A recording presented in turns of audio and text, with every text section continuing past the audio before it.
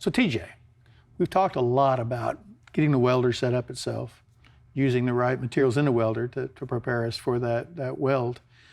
And you've talked a lot about testing those welds.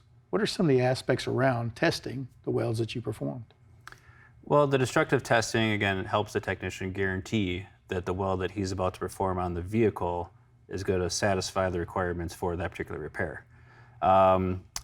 Open butt joint, having something like this where you could clamp the part and then have a locking pliers to flex it back and forth to make sure you have the right tear out is going to be essential to make sure that you guarantee that. A resistance spot weld is going to do a peel test, having something, again, clamp it in here, and then to be able to peel it appropriately to make sure that that weld nut gets the appropriate size is going to be important.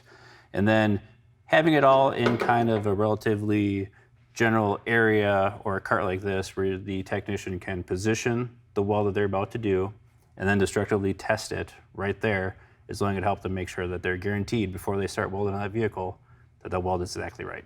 As a facility operator, this really makes me think about what our setup is like and how a cart similar to this would be so beneficial for our technicians to be able to be a little more comfortable in the environment itself when performing welds and these tests.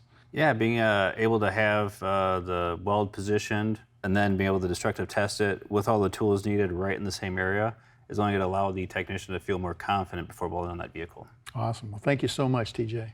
If you found today's tip helpful, please hit the thumbs up, subscribe to the channel, and share the video. Comment below for any future suggestions. These videos are made possible by SCRS. If you aren't currently a member, I encourage you to join. Visit scrs.com or use the link in the description below.